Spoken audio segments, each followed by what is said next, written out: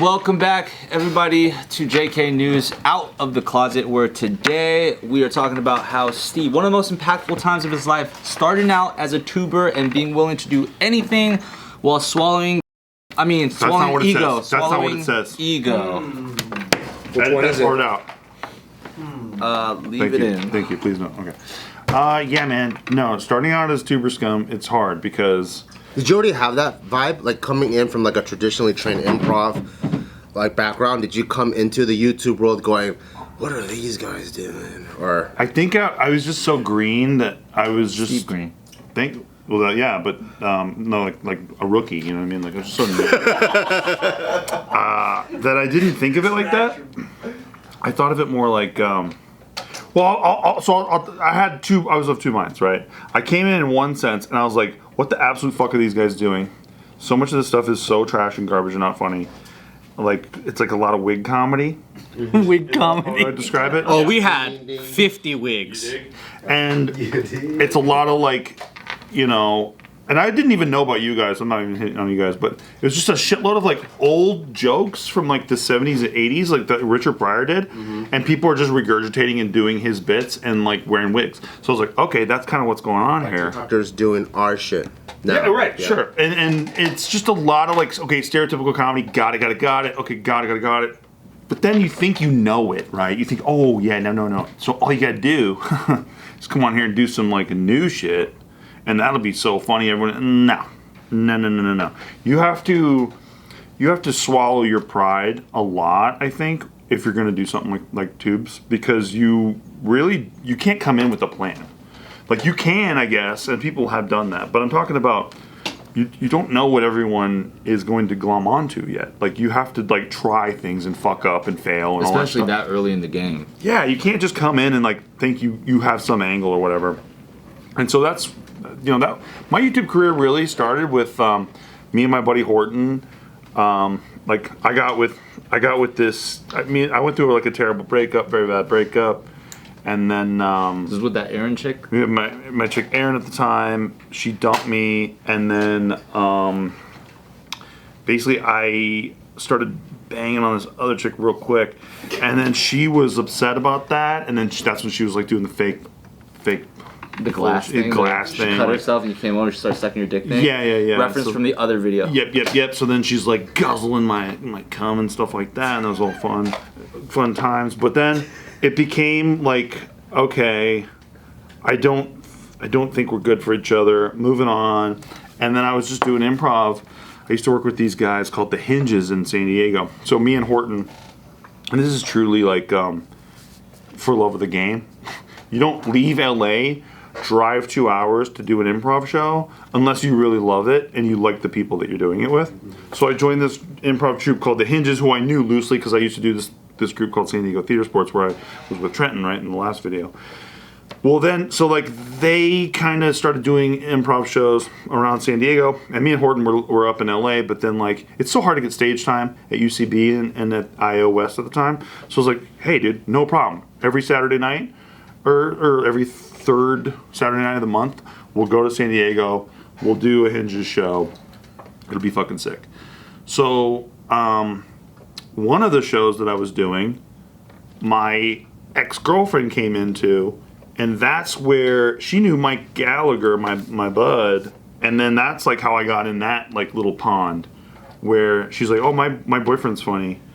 You should talk to him. And Mike's just like, whatever, who gives a fuck, right? And then we actually talked on the phone, and we had a great conversation, like good back and forth. And it was very like, we just hit it off right away. It was like really, it's always been like that for me and him, man. Like me and Gallagher can talk, and we have. I've talked. That you write with? Like.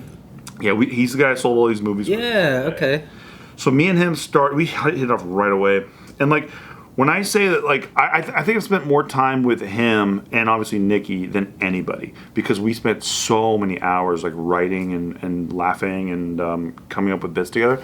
So we started to do. He'd already started this channel called Totally Sketch at the time, and he immediately was like, "Dude, you should come in. We'll do some sketches and stuff like that." And then I would just like, I remember I was working downtown LA, this high rise, selling fucking printer toner.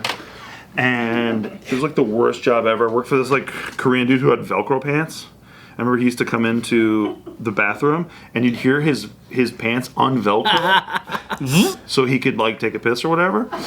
Yeah. So and he was just like a really mean guy, but his wife was so fucking nice to me.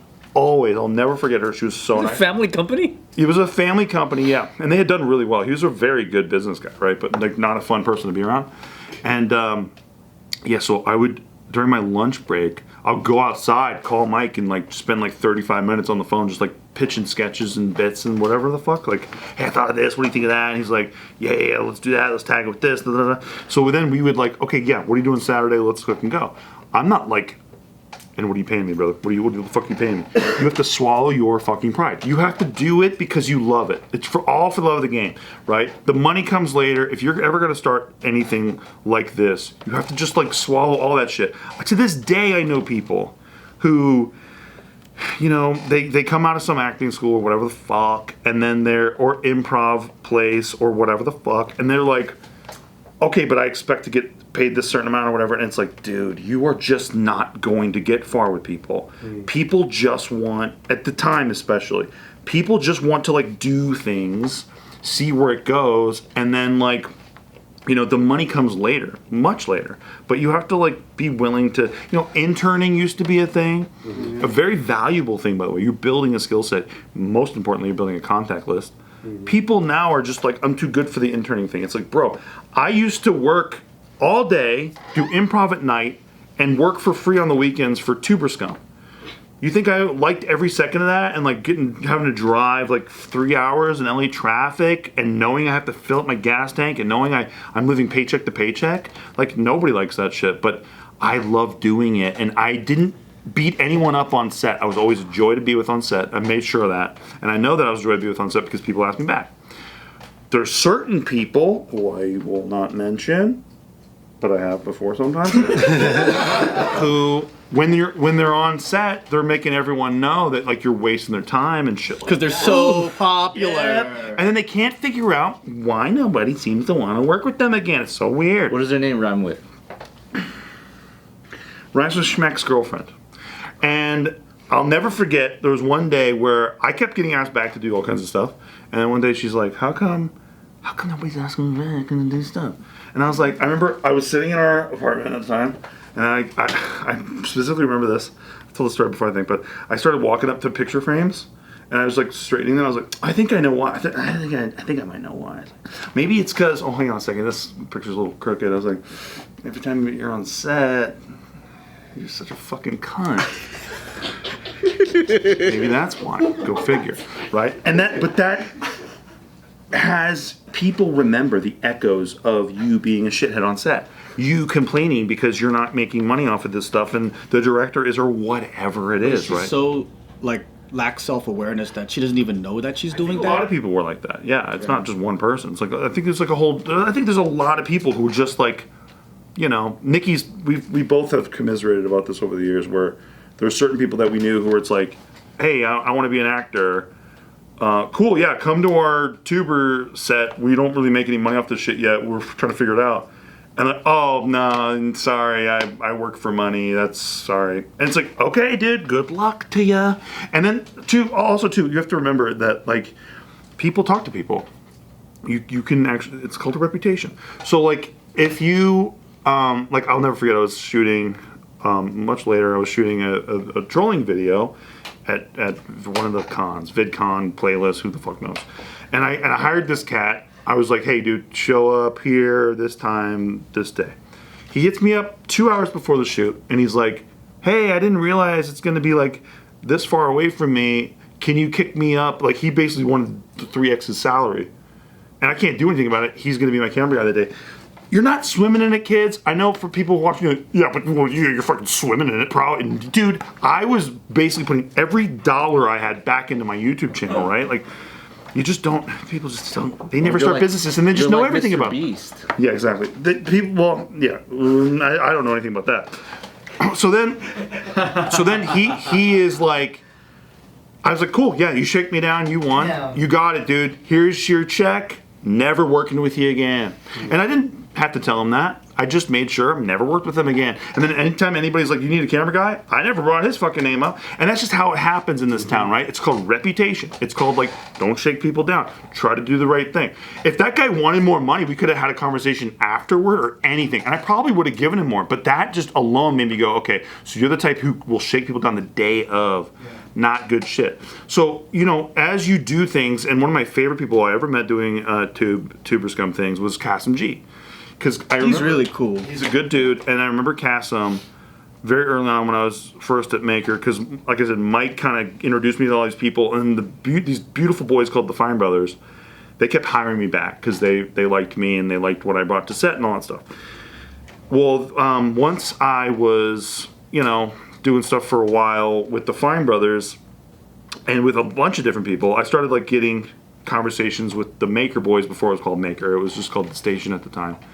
And they kind of were, hey dude, just come do stuff. And I was never like, how much are you guys gonna fucking pay me, right? I just want people to really understand, it really is so important to just be a joy to work with for people. And like, I don't know, I've worked with you guys how long? How many conversations have we ever had about money? You know what I mean? Like, it's just not the way I do business. And I really think that, I really hope that, look, as we talk to this camera, I hope people take away certain things, and that's one of the things I want to impart with all of you. Just swallow your fucking ego, right? Like, swallow it down hard and just try to build good relationship with people so that, you know, you can eventually do your own thing, which is what happened to me. Thankfully, Maker took a shot at me. They're like, hey, we want to sign you. I was one of the first channels that they signed. But I remember watching Kasim G specifically, and so I'm in Maker now. I'm in their like little system, swirling around with everybody else. And you're all just a minnow trying to catch like little flakes of fucking food as it comes in the thing, right? Like you're just trying to, you know, get fed and become a bigger fish, right? But Kasim would say yes to everything. He wouldn't say no to people, and I mean that as a compliment. He wouldn't like be too good for something. He would say yes. Like everyone who's shooting that day, we're basically all in the same space at the same time. Like, and he would just say yes to everything. And I remember that was a really important thing for me to see, because I was like, you know, coming in as kind of like a comedy snob, like I saw quickly that wasn't going to help me do anything. Just being a comedy snob is great for making fun of tubers, which I've always been pretty good at doing, because like it's pretty easy. It's like fucking fish in a barrel. It's like fucking throwing grenades into a barrel sometimes. And especially with dancers, it's like fucking like nuking a barrel. But Duking a barrel. But no, importantly, Talking about you. watching Cass, I always forget he's a dancer until we did 5 videos about it. But watching Kasim just be humble and say yes to everything, I was like, dude, that's the way to do it. That's how you get it done. Yeah, I really always remembered that. And then, I would just beat my head against the wall doing tube stuff. And I remember I couldn't really figure out how to do how to get my voice on my channel. Like, I remember you could either view things as, oh, these people hate me, or they're being haters, or you go, okay, that's good feedback. I'm more of a believer in feedback, right? Generally speaking. I think, like what you asked me before about my buddy Trenton, like he gave me notes. I could have seen his hate, but I went, no, I think he's making a good point. One of the comments I would always get from people was like, it's so weird, like Steve's so funny on other people's channels, how come his own channel he's not funny? And I'm like, that's so true. Like, what am I not doing? What were you doing on your channel during this time? I was just throwing up The monologue videos? half vlogs. No, that was way before that. Oh, okay. Like I was doing like vlog stuff with like Mike. We were going to the movie theater stuff. It was really raw, really early stuff. So this is before you got into the prank space. Way before. And then I just couldn't crack it. I would do like some sketch real quick or whatever. And it just wasn't, it doesn't sound like me. It's like, it reminds me of when I was doing stand-up for a very brief time. I just couldn't hack my own voice. How can I, the way that I am in this room, the way I'm talking right now, how come I can't replicate this on stage? I just can't. So I just couldn't figure out how to do that. And then that's when I remember watching Kasim do these man in the street things. And I remember very specifically too, sitting in a room with Ben Donovan and Lisa Nova, and they were all basically like, hey, like, there's this big brand deal. like this, like Captain Morgan's or some shit like that. They want to pay like Cassim G like 10 grand or something like that to like interview people on the street, and Cassim passed or whatever it was. Right? I don't remember the exact numbers, but I was just like, that's fucking crazy. I could do that shit. And I remember saying I could do that shit, and they only saw me at this point as like a sketch actor guy because that's what I was doing with them. And they're like, you know, nobody was like, oh, I believe that you could do that. I was like, oh. I haven't seen it yet. That's crazy to think of you as someone that they don't know. I guess like before you had done it, how would you know? Exactly. But that's so yeah. So you have to show people that, for fuck's sakes. Again, I could just talk to this camera and tell you about like when I was 4, I got beat up by a bully or whatever. But I want you guys to take away something from this, right? Like truly, truly, truly. So with that, right, it was just about, oh, they don't know I can do this. And this is something that I've actually helped Nikki with a lot, where she is like, I can do this thing. How come people just don't know I can do this thing? I'm like, because they haven't seen you do it. Just go do it, bitch, and then they'll see it. But like, it's such an easy thing, you would think, but a lot of people just can't understand that. So I remember telling people that, and then they just looked at me with this mystified look. And I was like, okay, that's what I'm going to do then. I'll prove these motherfuckers, because I'm a very petty person. And by the way, I love these human beings. Ben Donovan, Lisa Nova, I love them. It's not that they were bad people for that. I had to go show them something, right?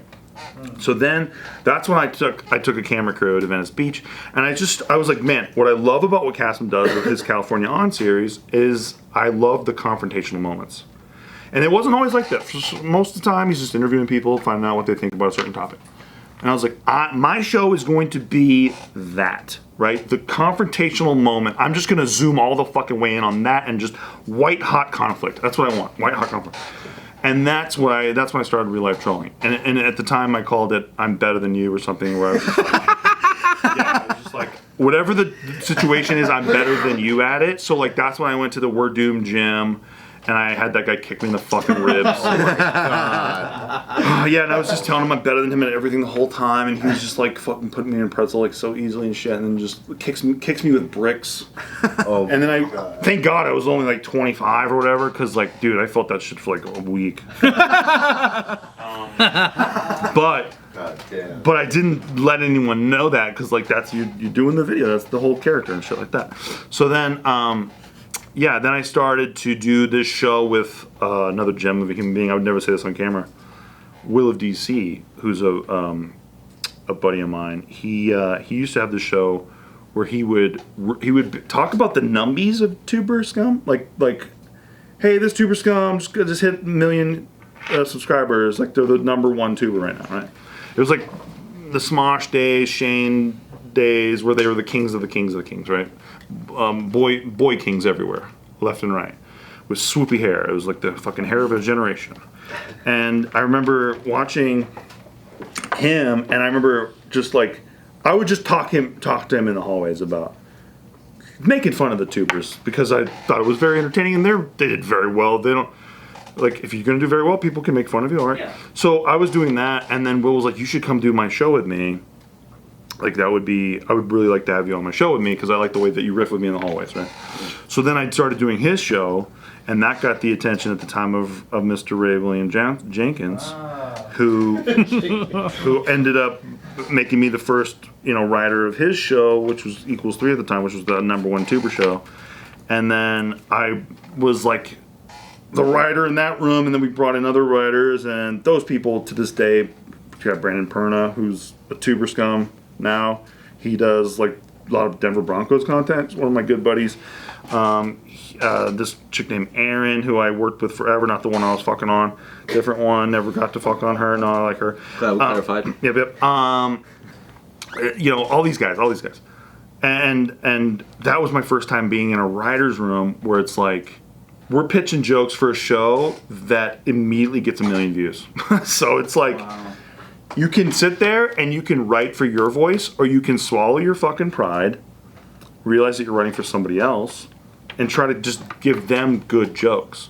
So that was like brand new for me in that way, because I was so used to doing the improv world, but thank God Trenton bent me into shape and taught me how to work a room and taught me how to give to the room, and that's when I became a very valuable asset, they thought.